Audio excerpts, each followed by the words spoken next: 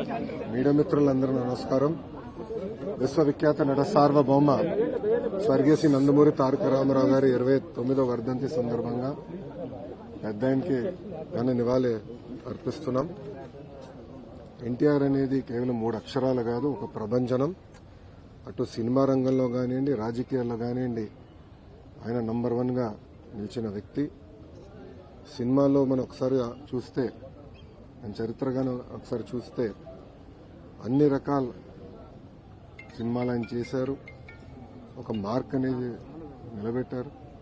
దాని తర్వాత రాజకీయాల్లోకి వచ్చిన తర్వాత కేవలం 9 నెలల్లో ఒక ప్రభంజనం సృష్టించి తెలుగుదేశం పార్టీని అధికారంలోకి తీసుకొచ్చిన వ్యక్తి అన్నా ఎన్టీఆర్.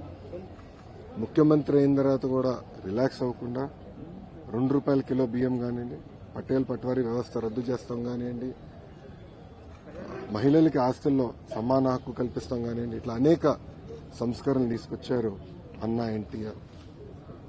అన్నా ఎన్టీఆర్ వల్లనే ఈరోజు తెలుగోలు తలెత్తుకుని తిరిగే పరిస్థితి వచ్చింది. ఆనాడు భారతదేశంలో తెలుగోలంటే మద్రాసీలు అనేవారు. కానీ తెలుగు జాతి గర్వించే విధంగా ఆయన మన గలం ఢిల్లీలో వినిపించారు. ఆనాడు ఆయన బర్తరఫ్ చేస్తే కేంద్ర ప్రభుత్వంతో పోరాడి మళ్లీ పార్టీ అధికారంలో నిలబెట్టుకున్న వ్యక్తి అన్నా ఎన్టీఆర్. ఒక వ్యక్తితో ప్రారంభమైన తెలుగుదేశం పార్టీ ఈరోజు 1 కోటి మందితో సభ్యత్వాలు తీసుకుని నిజంగానే చాలా గర్వకారణం.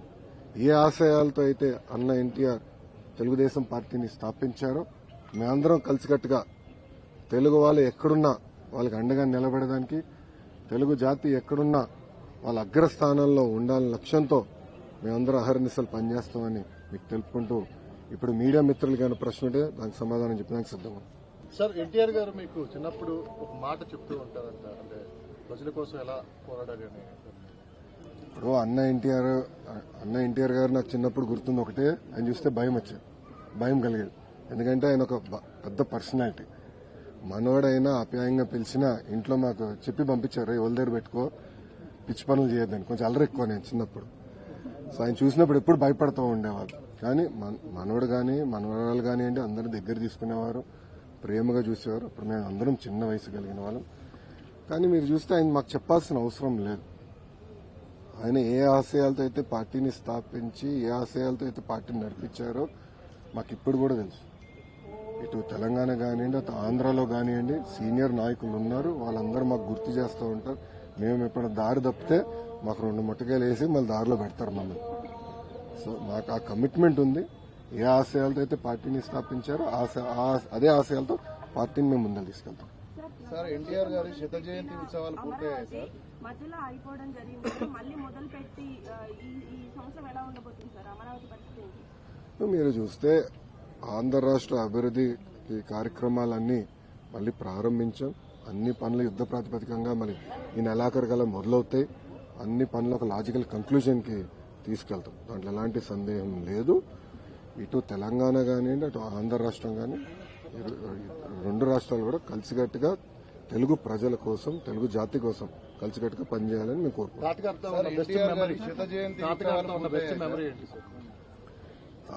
అన్నగారితో ఉన్న నాకు బెస్ట్ మెమరీ అంటే, ఒకసారి ఆయన మేమందరం హ్యాబిట్స్ లో ఆయన ఉన్నప్పుడు మమ్మల్ని బయటికి తీసుకెళ్ళండి అని ఆయన కోరారు. మేమందరం కోరాం. మనోడు మనవరాలు మేము ఒక 10 మంది ఉంటే మేమందరం గొడవ పెట్టి మీరు మమ్మల్ని బయటికి తీసుకెళ్ళాలి. అప్పుడు ఆయన ముఖ్యమంత్రి. ఆయనకు పెద్ద బండి ఉండేది, ప్యాకర్డ్ అని, ఇప్పుడు కూడా ఉంది మా మామయ్య గారి దగ్గర. ఆయన నేనే నడుపుకుంటూ తీసుకెళ్తానని ఏమో స్పీడ్కి వెళ్లారు. మేము గండిపేటకి వెళ్తుంటే లెఫ్ట్కి వెళ్ళాలా రైట్కి వెళ్ళాలని డౌట్ వచ్చింది. సగం మంది మేము లెఫ్ట్ అనో, సగం మంది రైట్ అనో ఆయన తీసుకెళ్లి సెంటర్లో కుదిరారు. సో ఇప్పుడు కూడా నేను మర్చిపోలేను. ఎందుకంటే ఆ యాక్సిడెంట్ కారణం మేమందరే, మనోడు మనవరాలు వెనకాల కూర్చున్నారు. సో అట్లా అనేక మంచి మెమరీస్ పెద్ద ఎంత అనుకోండి. సార్, ఎన్టీఆర్ గారి 100వ జయంతి ఉత్సవాలు ఇప్పటికే పూర్తయ్యాయి. భారతరత్న డిమాండ్ అనేది అది ఇంకా అలాగే ఉంది. ఏ విధంగా ముందుకెళ్తున్నారు సార్? ఆ డిమాండ్ ఉంది. మా జాతీయ అధ్యక్షులు వారు చంద్రబాబు నాయుడు గారు దానిపైన స్పష్టంగా ఈరోజు కూడా మాట్లాడతారు. ఆ డిమాండ్ ఉంది. మేము కేంద్ర ప్రభుత్వంతో కూడా మాట్లాడుతున్నాం. తప్పనిసరిగా అన్న ఎన్టీఆర్ కి భారతరత్న ఇస్తారని మేము ఆశిస్తాం. మీరు చూస్తే ఈరోజు తెలుగుదేశం పార్టీ ఎన్డీఏలో చేరిక అన్కండిషనల్. ఎన్నికల ముందలు చేరాం. మేము ఎప్పుడూ కోరేది తెలుగు రాష్ట్ర ప్రజల కోసం వాళ్ళు ఎదుర్కొన్న సమస్యల పరిష్కారం కోసం మేము అహర్నిశలు పనిచేస్తాం. దాంట్లో భాగంగా విశాఖ ఉక్కుకు వచ్చేయాల ఆనాడు ఉమ్మడి రాష్ట్రం ఉన్నప్పుడు విశాఖ ఉక్కు ఆంధ్రుల హక్కు అనే ఉద్యమం జరిగింది. అందరం అంటే ఇటు తెలంగాణ కానీ అటు ఆంధ్ర రాష్ట్ర ప్రజలు కానీ కలిసికట్టుగా పోరాడి ఉక్కు ఫ్యాక్టరీ సాధించారు. ఆ ఉక్కు ఫ్యాక్టరీ గతంలో వాజ్పేయి గారు ప్రధానమంత్రిగా ఉన్నప్పుడు ఇట్లనే పరిస్థితి వస్తే ఆనాడు బాబు గారు ఎర్రంనాయుడు గారు సంప్రదింపులు చేసి విశాఖ ఉక్కుని కాపాడుకున్నారు.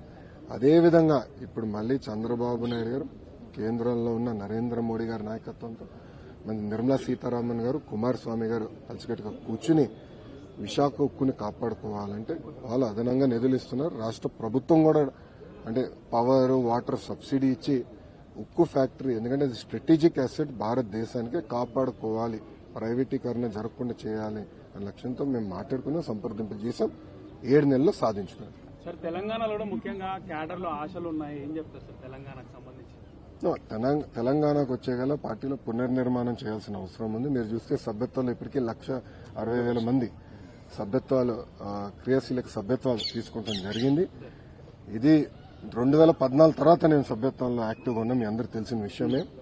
గతంలో మాకు తెలంగాణలో హైయెస్ట్ మెంబర్షిప్ ఉండేది 4 లక్షలు.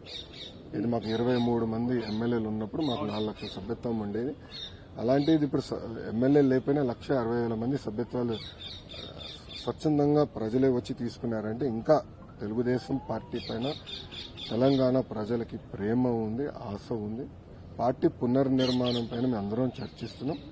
త్వరలోనే మా భవిష్యత్ కార్యాచరణ కూడా ప్రకటిస్తాం. ఫైనల్ గా అంటే ఎన్టీ రామారావు గారు ప్రతి పేదవాడు కడుపు నిండా అన్నం తినాలి, ఆకలి ఉండకూడదు. మళ్ళీ మీరు అన్నా క్యాంటీన్ ఓపెన్ చేసి ప్రతి పేదవాడి కడుపు ఎలా అనిపిస్తుంది సార్ రెస్పాన్స్?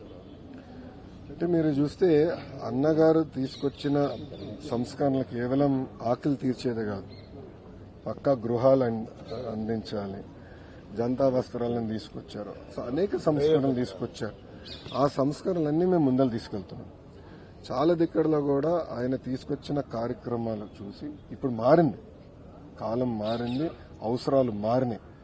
మారిన అవసరాలు పరిగణనలో తీసుకుని ఇప్పుడు కొత్త కొత్త కార్యక్రమాలు మేము ఆంధ్ర రాష్ట్రంలో అమలు చేస్తాం జరుగుతుంది.